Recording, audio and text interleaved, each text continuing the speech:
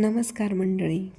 सकाळी उठलं की सूर्याची किरणं तोंडावर घेतली की वेगळीच पॉझिटिव्ह एनर्जी येते माझ्यात.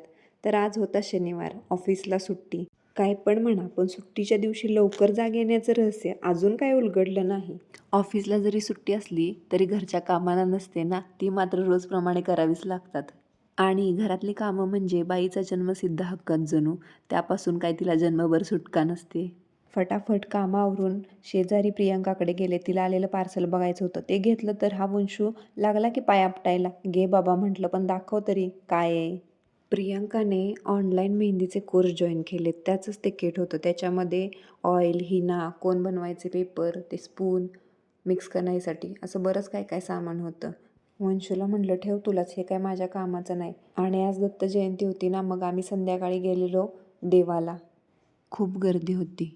देवाला गेल्यावर अष्टगंध लावून घेतला की काय भारी वाटतं ना. सगळीकडे नुसता झगमगाटच होता आणि गर्दी पण होती लाईनला बरीच. दर्शन झालं मस्तपैकी. बाहेर खूप सुंदर सुंदर देखावे होते.